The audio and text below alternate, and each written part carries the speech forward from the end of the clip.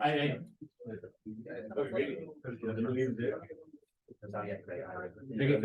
y con esto debería cambiar.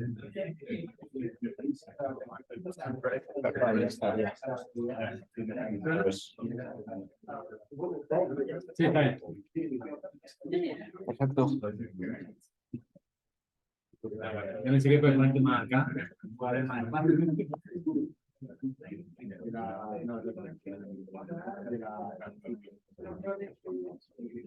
Oye, algo raro está pasando. Si le hago aquí, si avanzo, Sí. mira, Ah, no se cambia la. no aparece. Qué raro.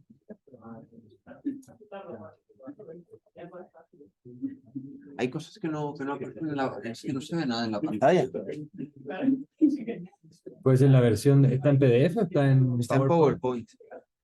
Está en PowerPoint. Igual convendría pasar la PDF. Sí hay una versión, pero no es esta última. Ahí hay algo que no está. Lo que sea, también me la podemos pasar a PDF ahora. Está. Ah, bueno, sí, la puedes Sí, pasar sí, para la PDF, tengo. nada más graba la. Sí. Perdón, hay un PowerPoint. desajuste de algo aquí que no aparecen mis. Puedo guardar. No es inicio. Alguna slide no aparece. Entonces, archivo. Ah, claro, archivo, guardar como. Exportar. Es PowerPoint, pero lo voy a exportar a PDF. El escritorio, perfecto. Vale, pero por si falla este, porque probemos primero. Bueno, vamos a probar a ver si en PDF funciona. Pero si no se ve en el Windows. No, debe de ser se abre el PDF que acabas de construir. Ese debe ser.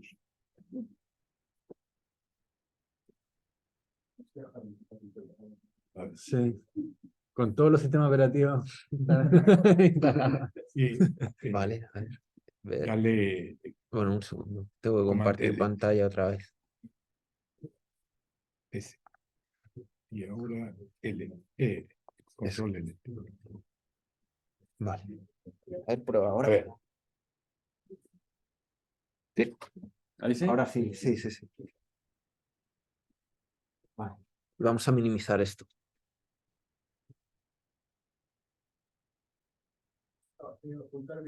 Ah.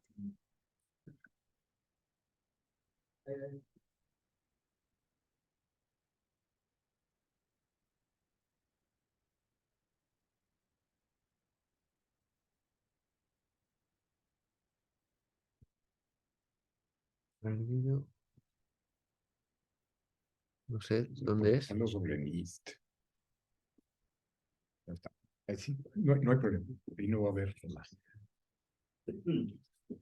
Okay, so let's start. Today we have Luis Orozco from the University of Maryland. He's going to talk about waveguide activity. So please, Luis, whenever you want. Thank you. Thank you very much for your hospitality.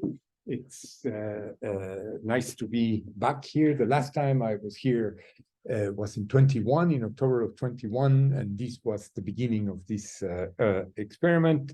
And today I'm going to tell you a little bit more about it, and I am really delighted to visit again with old friends and make new friends. Okay, I excuse myself that I will escape very, very quickly afterwards, but you know where to find me, and in the JQI at UMD, where I graduated again in 2020. I became emeritus, so I am a little bit of a free spirit these days. Okay, so the story I'm going to tell you today is, oops.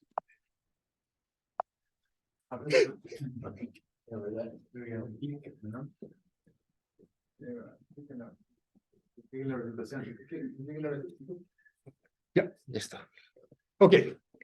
Well, I thank very much the people that pay taxes in the United States and in Chile and the University of Shaanxi for their support of this work, which has not been done alone. The big collaboration is a former postdoc of mine, Yan Ting, who is a professor in the University of Shaanxi in China, which is in the city of Taiyuan, a little bit west, about 500 kilometers west of Beijing. It's a small city of about 10 million people, so it's out in the noise, but they have a pretty good quantum optics group there. Dan Qian and Yang are he's the postdoc, the graduate student. I think Pablo is well known to many of you. He was my last graduate student, and I guess I didn't mistreat him too much, so he still collaborates with me. And then Anna, who many of you know, has been collaborating with us. Her graduate student, Silvia, is really a superb physicist. I had a superb undergraduate that worked with me on this, and myself, correct? So I'm going to tell you a story. I'm going to tell you a history a little bit of why many of us have turned our experimental efforts towards waveguide QED, all right? So the full story, of course, starts with an atom interacting with light in free space. And as you know, the Cree number that we associate with an atom is, if you want, the shadow caused by this little dipole when it is illuminated by an electromagnetic wave, right? And the shadows that typically we find in the laboratory are extremely small compared to, say, a typical laser beam, or whose diameter is in the 100 microns. Well, this is basically 1 micron square, right? It's 1/2 micron square. So it's very tiny compared to that. And so the shadow is barely visible, right? Not even Venus crossing the sun causes a shadow which is so small. All right. So then, of course, I am going to tell you not about microwave light. I'm going to tell you about visible light. And in visible light, we're going to be using atoms that have an induced dipole moment. There's a minus sign, sorry about that there. But it's just this is the energy that we have. And these dipoles, to give you an order of magnitude, are a few Bohr radii inside, 4 or 5 Bohr radii. So these numbers are not particularly impressive, right? That's the dipole moment. So that little dipole moment. Then this is the induced dipole moment in the D2 line of rubidium, right? And it ends up being about 4 A sub zeros. So that interaction is what's going to be of interest to us. And why? Because the first manifestation that we see in that interaction is in Fermi's golden rule. This is the interaction I just showed you, right? Second order, right? There you go. And this is the phase space density. In other words, where are we going to put the products of the decay? Where are we going to locate? Is there a mode to put the energy which is in the electromagnetic field produced by the emission of the fact that the atom decays? Okay. So we're going to come back to this a few times later in the talk, because that's what one of the things we're going to be changing is that density of space. Where can we put the light, or where can we put the light preferentially? Those are slightly two different questions. Okay.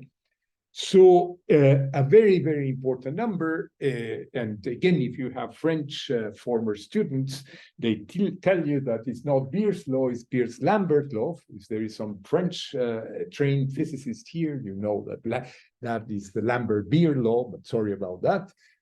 But it's basically very important for us because you see that very, very classical thing that I've written in terms of the intensity, the intensity, please note, strictly speaking, and we'll come to that later on, it is in terms of the field. That's what we're interested in. I have neglected the phase. I've taken the intensity, and the phase is quite crucial, as you know, right? So the attenuation, right, is due to the optical density, right? The optical density, and the optical density, as you can see, and here you see for the first time, you see that it's going to have that very, very, very important number we talked about, which was the cross-section of the atom, divided by the volume of interaction, which is nothing but by the length times the area of the interaction. So at the end, the quantity that is going to be crucial for everything we do in quantum optics is going to be the ratio of the cross-section to the area of the mode. And that's where the waveguide QED in microwaves, the people that work with superconducting qubits, can have the area of the cross-section to be many, many, many times larger than the area of the mode. And I will show you our efforts to get to a few percent indivisible compared to many, many, many times in the microwaves. But anyway, so the first solution to that problem was to do cavity QED. And in cavity QED, what we're going to do is we're going to couple atoms to one preferential mode of the cavity. Let's do it like that. And that permits the light to pass many, many, many times across the atoms and so be absorbed.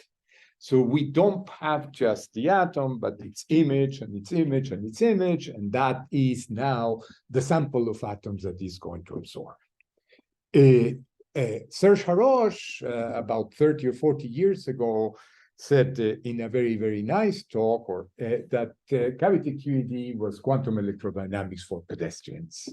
So you don't need to worry about normalization of any kind. It all works out. It's very, very neat, and you don't feel guilty about saying infinity minus infinity is 1/2. There are no infinities, all right? And we're going to be working in the regime where the good coupling, the coupling between the atom and the cavity mode, is of the order of or greater than the decay avenues that we have in the system. And I'm going to limit the discussion today to very low intensities, meaning there is no probability basically to have the atom in the excited state. Even if I have n atoms, at most there is one excitation. Okay, so it's very low intensity. Good. The coupling constant, not surprisingly, is going to be the dipole that we're going to generate multiplied by the electric field associated with the intensity of one photon. Now this, the immediate reaction that everybody has, including myself, is, oh, well, that's going to be very, very small, okay? So all of you remember from electricity and magnetism that the energy density, you see energy density with an effective volume. This energy density is an electric field squared, right? So h bar omega over an effective volume, you may say, well, that's too small. Well, I hope that I know there's not an overwhelming majority of experimentalists here, but I am pretty sure at least one of you, Bob, when you were maybe in high school or something like that, you got one of those 9-volt batteries and did this. Yeah, I saw some yeses, good. That's basically the size of the electric field that, or for some of the experiments that I'm going to show you. 10 volts per centimeter for one photon. Not bad, eh? You can feel it. You can feel it. All right. So, and what is the key? Again, one can do nothing to change the electric field, to change the energy, right? It's a couple of EVs. But if you make the volume smaller and smaller, and in the back of your mind, you should keep not the volume, but is the cross-section smaller and smaller, then that's where you win in this game. And you win with really large. So we're going to have a beam of atoms. They are called, if you want, that beam of atoms. And we're going to intersect them at 90 degrees with a driving Fabry-Perot. Here it is.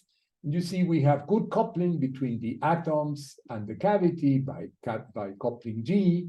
For a single atom is G. For n atoms, well, is we pick up a square root of n. And then what we're going to be doing is we can have a loss due to spontaneous emission because the Purcell effect here is too small, or the cavity is not perfect and we escaped. I grew up at a time that where those two avenues were seen as bad guys in the picture because they were dissipation. But by now I know if you don't open the doors, you don't know what happens inside.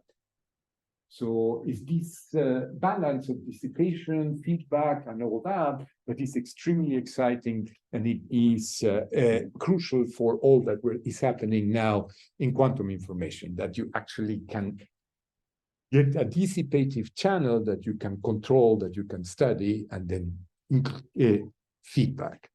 When I grew up, was growing to the single atom cooperativity was the ratio of the good to the bad, couplings. You see G over kappa and G over gamma. Nowadays, in the language that I want to start to use today, is the decay rate into the right channel compared to all the other decay rates, right? That's a different way of defining it's exactly equivalent. Or what I said a while ago, which was the area of the atom divided by the area of the mode times the number of, this is the enhancement factor of the cavity. How many times does the field go back and forth is one of the transmission coefficients. So in a waveguide, we're not going to have this term because the transmission coefficient will go to 1 instead of being a fraction. That's the big difference, okay? So as you know, the ground state in this limit of very, very low intensities, the ground state continues to be very empty, right? And the first excited states is two coupled harmonic oscillators. Why do I say coupled harmonic oscillators? Because we are never reaching the excited state. The only thing that we can just think of it as a classical dipole. And so you have the two dipoles, one presenting the electromagnetic field, the other presenting the polarization, and those are coupled in two normal modes, the symmetric and the anti-symmetric, that you clearly see over there. Good. The spectroscopy of that shows you the vacuum-Rabi splitting, and I can explain that very, very, very clearly with just two coupled harmonic oscillators. Because in the Maxwell-Bloch equations, there is no inversion. Nobody's in the excited state, and this is what you end up having. And you can clearly recognize, you see, these are the decaying field, this is the decaying polarization, and here is the coupling between the polarization and the field. And we are driving the field.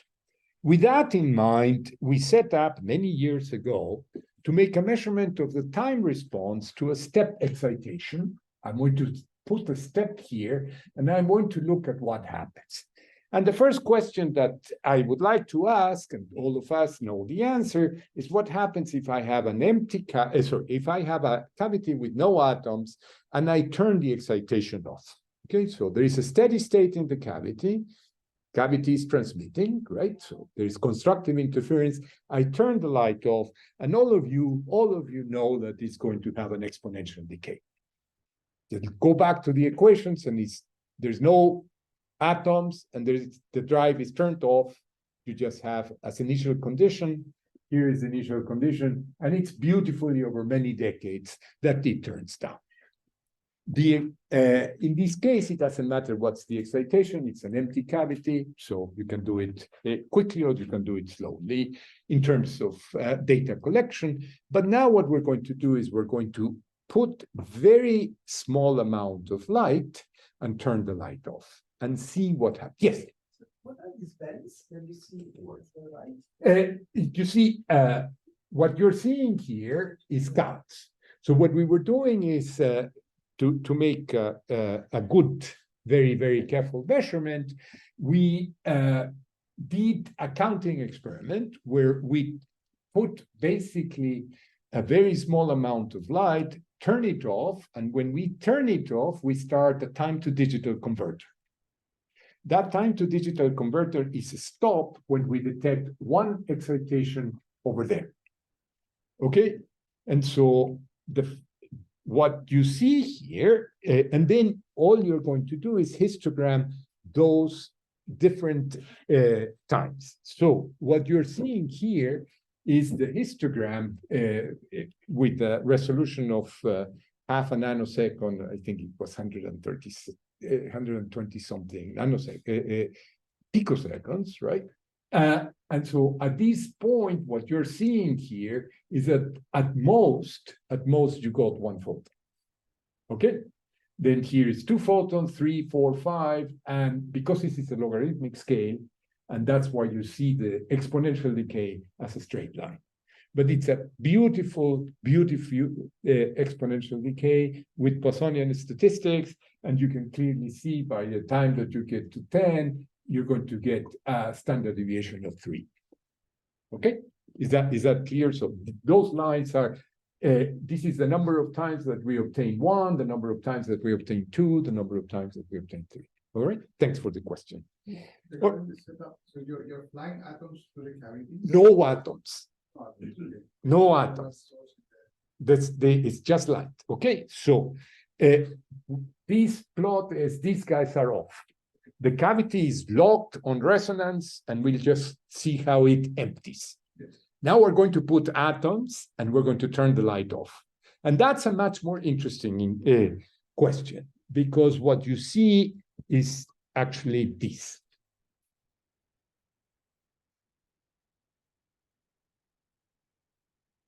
So let me walk you. So the atoms are flying inside. There is always a steady state number inside the cavity. Okay.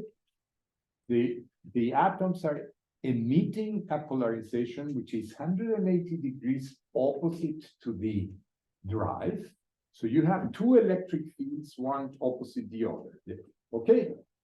I am going to turn off the drive, but I didn't turn off the polarization. The polarization remains there. And now that polarization, so I turn off the drive, and but that polarization, because it's coupled to the cavity, immediately picks up. And you can see that the polarization is enormous. So you are, if you want, you are subtracting 70 minus 71. So you have 1. But that 1 is much, much, much, this is the 1. And now all of a sudden you have 70. That's what's going on. And why are there oscillations? Because now you put, so it's the story of two harmonic oscillators, right? They were nicely going like that. And all of a sudden I stop this. Well, eventually some of that energy will go back to this, but now it will decay down. And that decay down, you see it, right? This is not logarithmic, this is linear, right? But nevertheless, I hope that you understand, because this part of the physics we will see it in a moment in waveguide QED. Is it clear that it's just the fact that I have stored energy in the atoms, meaning the polarization, right? I turn off the electric field, the interference disappears, right? And then I have the electric field. And now you can see the consistency of the story when you turn on the electric field. When you turn on the electric field starts to go out and out and out, but then you start to generate polarization which opposes it, right? And that's why you see this, and eventually you get to that steady state. All right? So that's all there is here from the point of view. Two harmonic oscillators, you can do the quantum mechanical calculation, you can do it's exactly the same. In this experiment, the flight time of the atoms is much longer than the whole jump. It's about a factor of 3 longer than it's a couple of hundred. Then we did this with cold atoms, which they were maybe a factor of 200 or 300 slower. So, and you see exactly the same. All right. Yes. When you say that they have two harmonic oscillators, not one two-level system and one harmonic oscillator, is that the two-level system? Okay, you treat it in such a way. Again, as we were saying a moment ago in your office, you take or the other day, you take the idea that I can put a two-level system in terms of creation and annihilation operators. And then you say, oh, by the way, I have most of the atoms in the ground state. And so then you just have one creation of a ground state, one in creation of the excited states. That's the main. So you end up with just a couple of two harmonic oscillators. One which is the dipoles of the atom, and the other is the collective dipoles of the atom. the probability of having excited the atom is very small. How many atoms do you have at These experiments were done with about 50. Yeah. So if you want to find out where the square root of n comes from, how many possible states do you have when you have had atom number 1 and the 49 nothing, atom number 1 in the ground state, atom number 2 in the set, and that gives you the normalization. All right. This is just the theoretical calculation, right? The poles. You can see this peak is larger than that peak. The decays and everything seems to work very well. So, as I said, the pulse turns on and off very fast compared to any decay times, and this is just a couple of harmonic oscillators. And we are only seeing the cavity channel. We're not looking at the fluorescence, okay? We're just seeing the cavity channel. All right. So now let's move further away from cavity QED to waveguide QED. And this comes from the doctoral thesis of Jonathan Hood, who did his PhD, was one of the last students of Jeff Kimball. But John, before he went to Caltech, was my undergraduate student. So I am guilty of that part, poor chap. I also was a student of Jeff, so I know what it is. Okay, so John put it in a very graphic way. So you see, we started with the cross-section much smaller than the area of the mold, right? What I was telling you, and this is in free space. Here is the atom, and it emits its radiation. Then you put it in a cavity, and what you find is that this hasn't improved, but you pass n times through there, and that gains you quite a bit. Okay, that gains you quite a bit. This is 1 over the transmission coefficient of this mirror.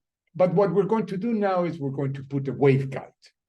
And the kind of waveguide I'm going to talk about are the waveguides pioneered by Arnold Rauschenblüter, where you have the atoms trapped in the evanescent field of an optical nanofiber. The optical nanofiber dimensions, this dimension is of the order of 500 nanometers diameter. The wavelength is 780 nanometers. Well, actually, in the experiments, it was in cesium, and so that would be 850 nanometers. So quite a bit of the electromagnetic field. In fact, most of the electromagnetic field is outside. It is in the evanescent field. And so now, if I put the atom in the evanescent field, it has a very natural way to couple.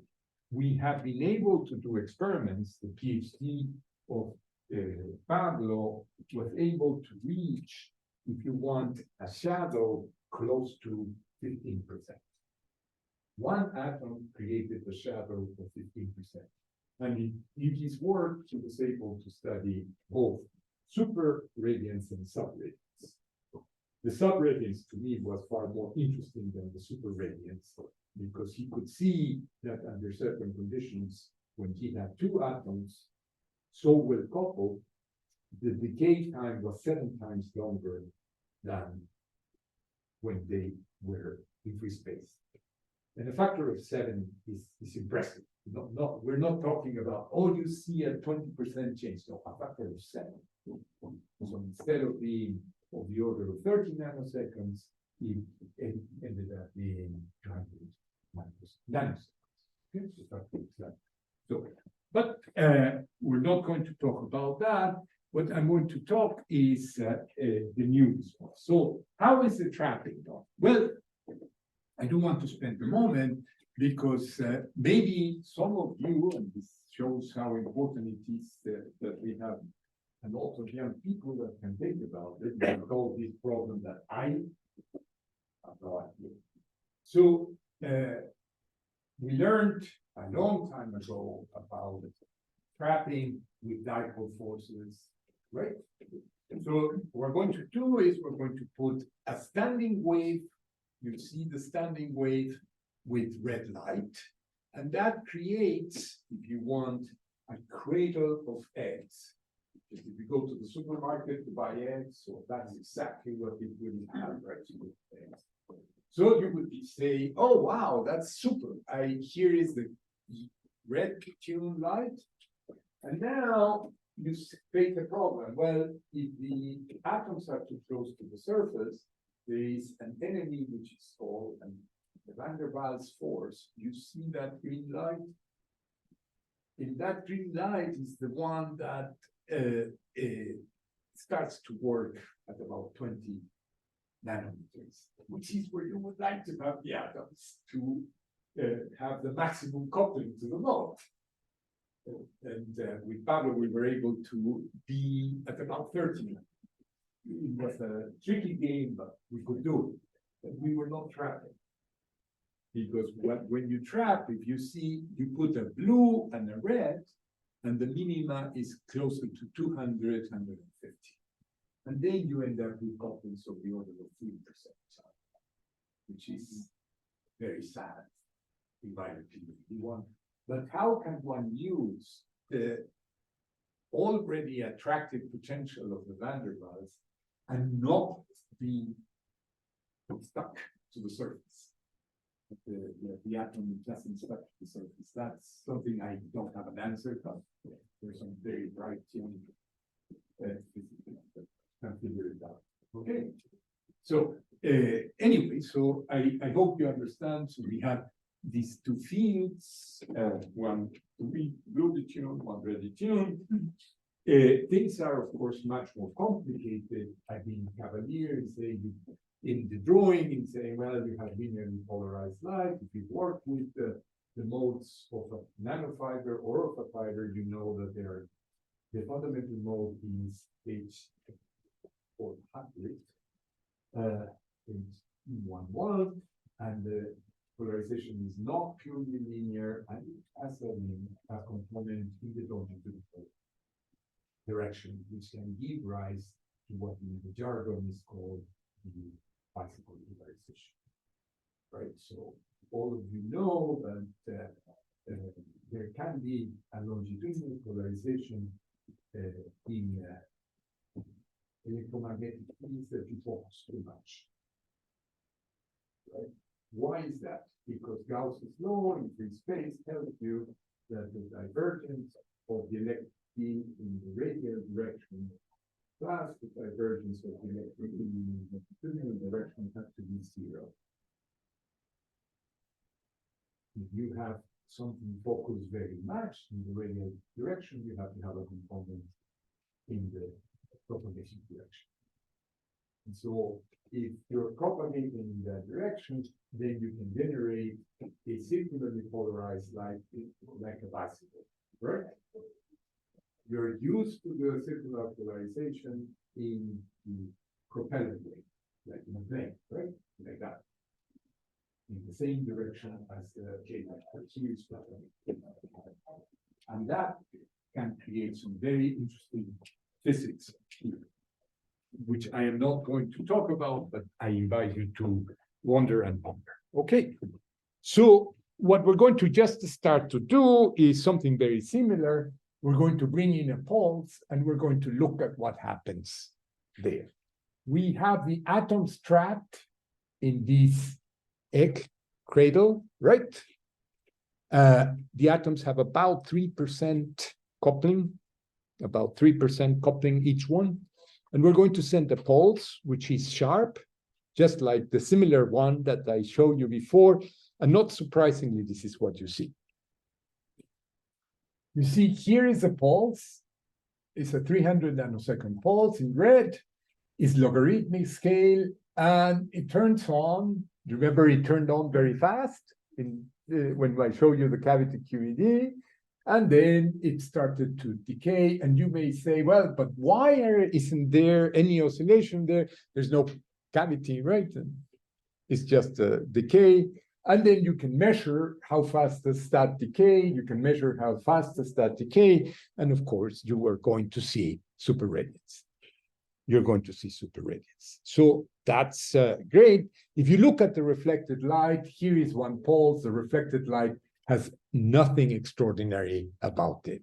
It is the transmitted light, the one that shows exactly this behavior, but we take out those oscillations and just we see the decay and the decay. That's all that we see.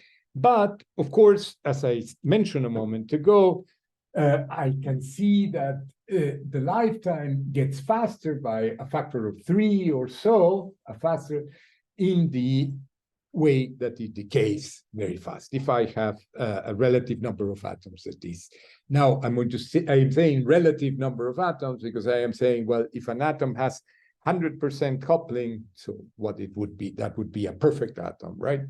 We have 300 atoms or something like that at a percent, but then we have 3 atoms, okay? So now I remind you what the subradiance and the superradiance is going to be about, basically from a dipole point of view, If the 2 emitting dipoles are exactly aligned, then the lifetime halves. If the 2 emitting dipoles are opposite, then if the 2 emitting dipoles are exactly opposite, then they don't decay. Okay, so that's now from the historical point of view, I think all of you will associate these ideas of radiance and superradiance to decay. Of course, the organ manufacturers in the 17th century in Germany already knew that. It is an interference. When they were making organs and they would put the 2 pipes of exactly the same length in the right place, they could get a very bright sound for a very short time, which was not to appease the owner, so they fired a little bit waterproof. So you would have a deep note. But since the deep note was 10 hertz, nobody would listen to it. And I'm sure they also had the subradiance in certain regions of the church, or you could not hear the tone because you had open two of them, and the faces were exactly distracted. Okay, so what we're going to do is we're going to just do this, look at the same thing. Let me just show you. We're going to propagate a Gaussian pulse, something which has a shape. I showed you right now the results with the square. But I was a little bit cavalier in saying, well, we don't see oscillations. In fact, as we went with better and better resolution, we could see the quantum beats from the manifold in the excited state of the hyperfast states. And that is because there was enough bandwidth content in the turn on and the turned on to excite all of those. So what we went was to a smooth, not too short, Gaussian pulse that would avoid exciting any of the hyperfine states. And that pulse, so here are the atoms coupled. The diameter is about 500 nanometers. The atoms are cesium atoms. And what we're going to do is let's see what happens. The experiment there uses, as I mentioned before, it uses a red detuned laser and a blue detuned laser, right? In order to create the standing waves appropriate for the egg cradle. There is a technicality that I do want to point out. The blue lasers are two, but they are not of the same frequency. So that we don't create a standing wave in the blue, which will not overlap with a standing wave in the red.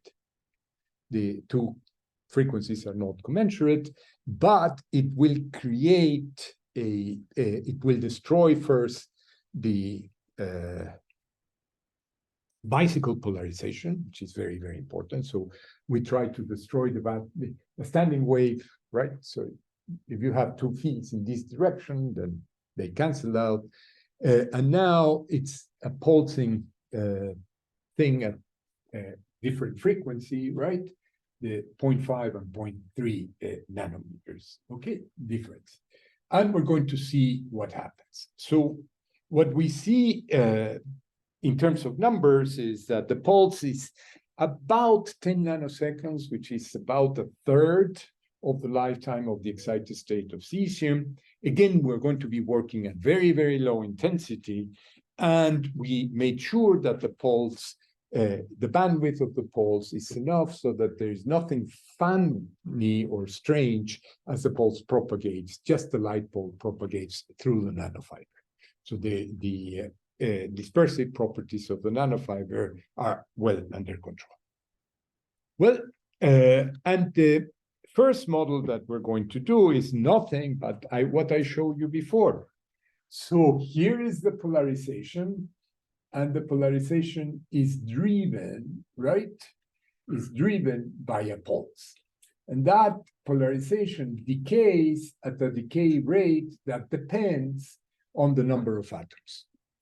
It, strictly speaking, depends on the optical density that, given the coupling, right, will be that. And what we're going to measure is the sum of this polarization plus the electric field as it propagates. Now it's not coming back and forth, the electric field, it's just passing, all right? So here is what we see from the point of view of the model. The input is this Gaussian pulse, beautiful. The polarization is this pulse, which has opposite sign. That's crucial, right? And then the result is the sum of the two. And so there will be a zero, and then there will be a decay. So that's the prediction of this very, very, very simple-minded model. And this is what we see. So now we are in, what I'm showing you is really 1, 2, 3 orders of magnitude. This is a logarithmic scale.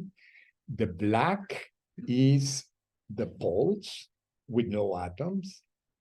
The red is the pulse with atoms, and the green is the prediction of the model. And you see it works extremely well for the beginning. You see, it tells you where it's going down, the rate at which it's going out, going down, going up. But here, we see another peak. What's going on there? And this is This is not an artifact. This is a real peak. Okay, this is a real peak. The model that I showed you a moment ago, it nicely shows a decay, and you can also see that this decay is at a different rate than what we measured. We measured a faster rate than that decay. Okay, so then you start to think, well, let's see what someone has done in the past, and we were happy to see that in 1960, I was born there, probably I was the only one in the room that was born by then. The people that had a new toy, which was called Most Power Effect, could start studying fluorescence. After all, it's in gamma rays, right? When they filter it and they had a lattice of iron nuclei to absorb and emit one and the other. And so what they saw, and what they saw that depending again on the coupling, if the coupling wasn't there very good, then it was just exponential decay. But if the coupling was extremely good, right, you can see it starts to oscillate. And you see there are 3 oscillations for good coupling. Well, now that starts to look a little bit closer to what I show you. And so here is where it's very, very good to remember what I warned you at the beginning. Well, we are talking about fields. So let's calculate the Beer's law, but with the fields, with all the phases that go in. So the transmission function, this is of that. So we want to calculate the electric field as how does it evolve as a function of time. This is our electric field, which is the Gaussian, but this part here, all of you can recognize, is Beer's law, right? But now with the phase. Now with the phase, right? So you see, if I go on resonance, this term is 0, the i's cancel out, and that's the optical density. That's exactly Beer's law. Okay, so let's go on and see where this takes us. And this was done by the people in the Most Power thing. And I was very, very scared when I first read that, because they say, well, we are calculating the ratio of the intensities, and everybody can, everybody can recognize that this is the generating function for the Bessel functions. I couldn't. Mathematica does, right? I couldn't, right? So this part here, right?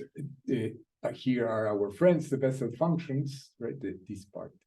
You see this guy, that. So then the result, Anna and Sylvia, of course, could. They could calculate exactly for a Gaussian pulse input. They got the error function and everything right, and they ended up having these Bessel functions. And these Bessel functions, if you want, take the part of the vacuum Rabi oscillations.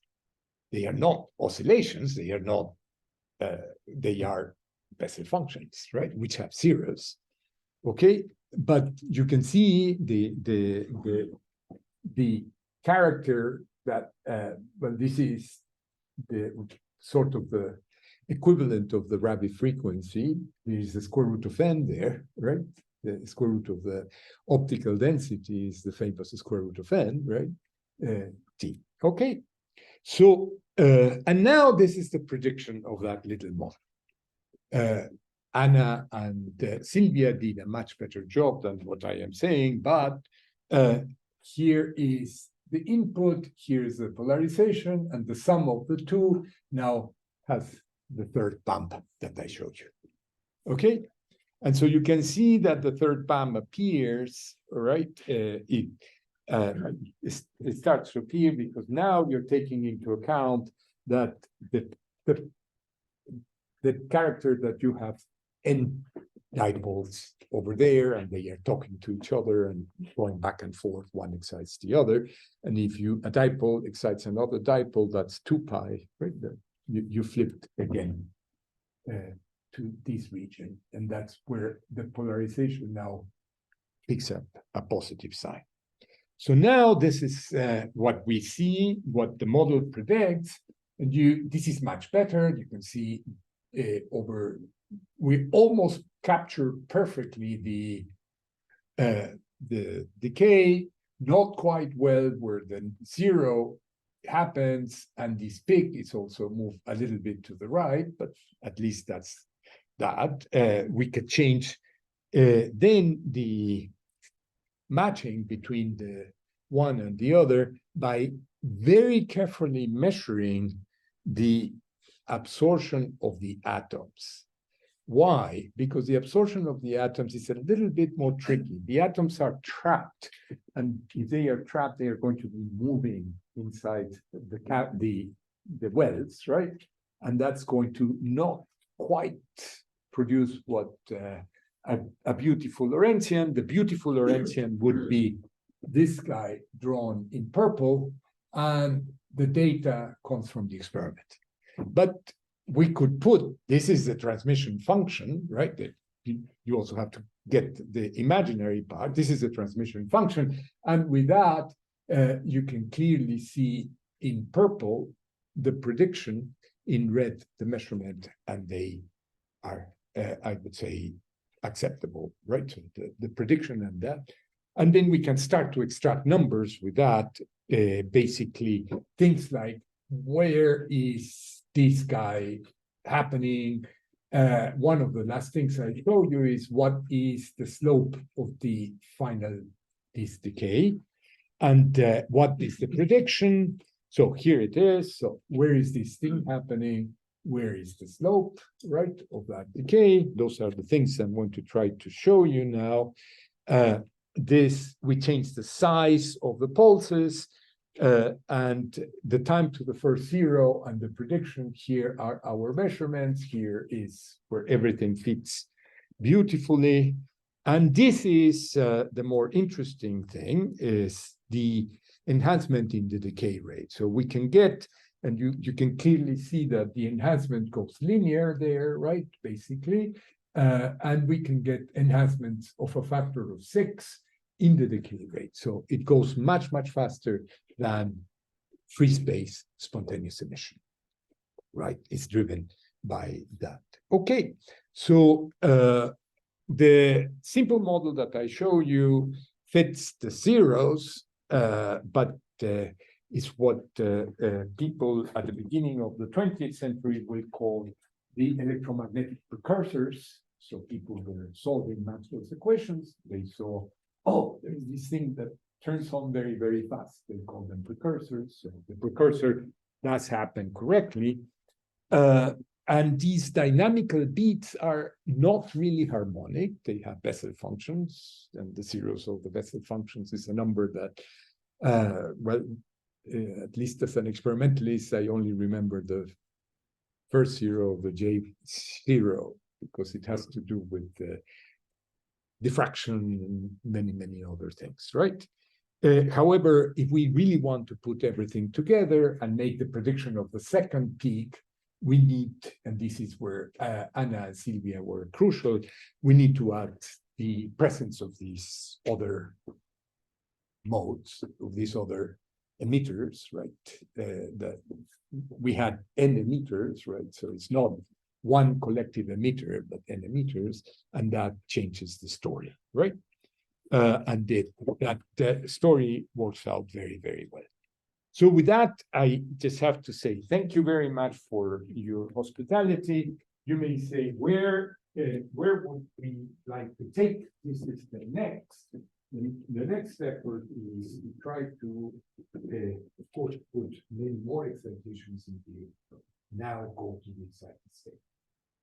Ideally, we would like to have the atoms all in the excited state and then see what happens. And you would say, well, how can you get the atoms in the excited state if they are two-level atoms? That you cannot.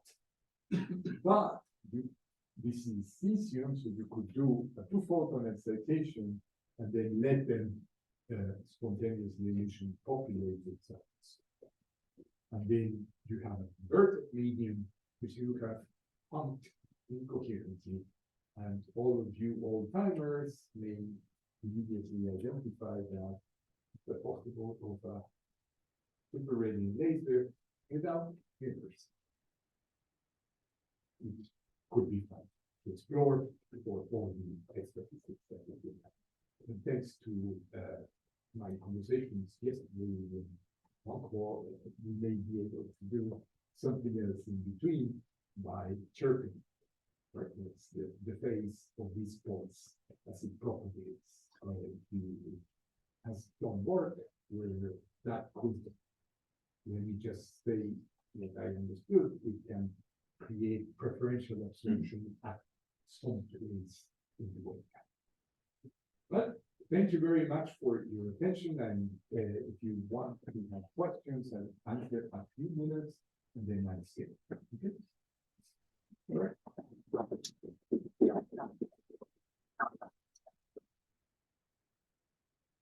And the paper appeared in reviews, in physical review reports in December with Anna and Betty. Okay, so do you have any questions? Yes. So can I interpret this basically that because we have the collective emission of many atoms and they have these phases, you're basically seeing a collective delay at different frequencies, and this is your coming from. I am not completely sure that I suspect you are right. Okay. I am not completely sure in the extent that I suspect. I think you need to have that part. The way I used to think about it, also doesn't capture that in the level. By now the field has gone. So, but the light pulse is not yet completely gone, and it could have excited again some right? But now you have excited with the phase opposite. And that is what we do the second part. But your interpretation and my interpretation are not against each other. I think they complement. Very nice, because the collaborative with your Maya, they did an experiment with only one atom. Where you don't see this second delay, because you don't have any collective emission. But you have the same interference, and they could reach saturation. So that's good. That's the hope. We can really go. very nice. Yeah.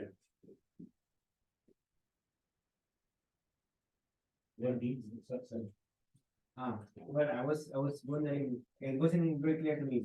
Then there is some sort of recording in the no. Last correction that you. It's not very good. You said that most our effect was about recording. Okay. That's the beauty of most power. That the well takes up the super. Okay. So that's why they could do a lot of beautiful experiments in North Power in the 1960s.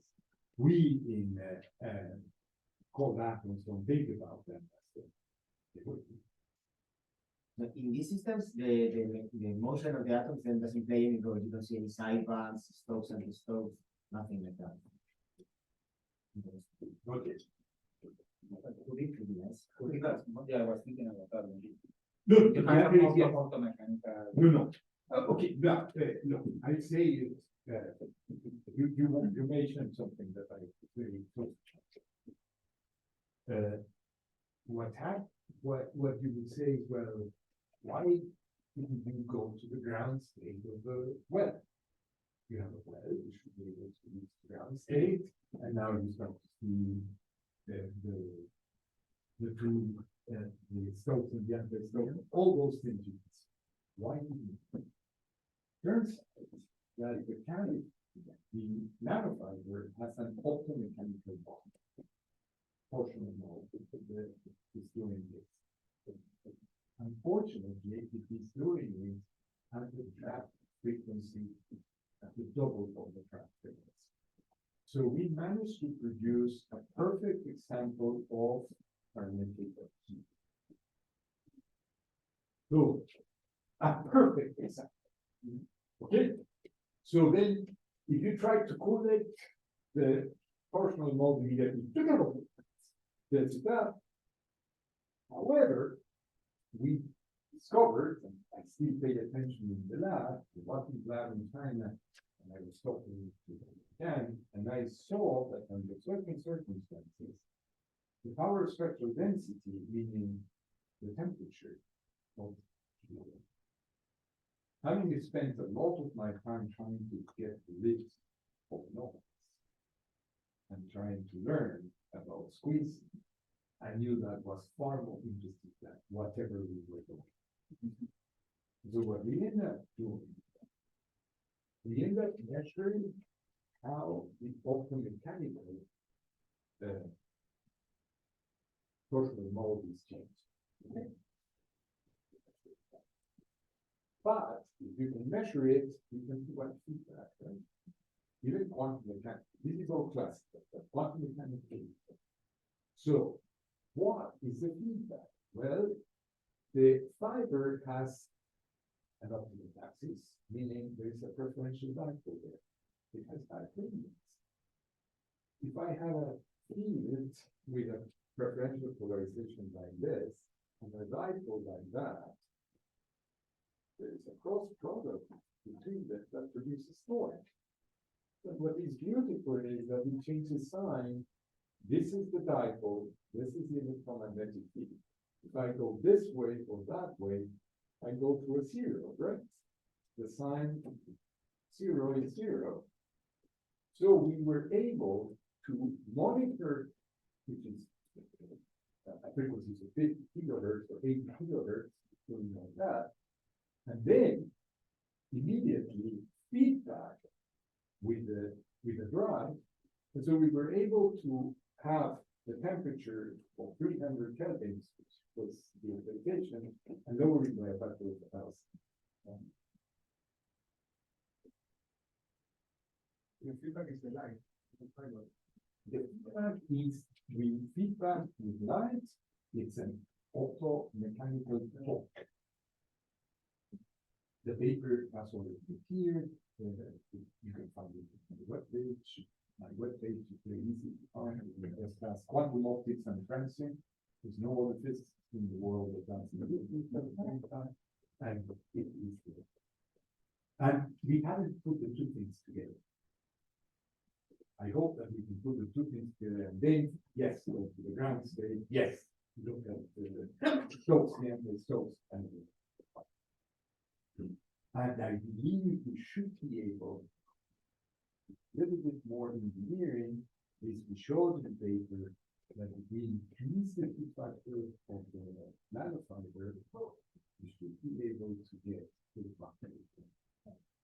Then we have macroscopically long order with a macroscopically transverse angle. That should be a lot from the point of view of magnetic. And you can then derivate the atoms that are doing things. That's useful. Okay, so if there are no more questions, let's introduce Alex.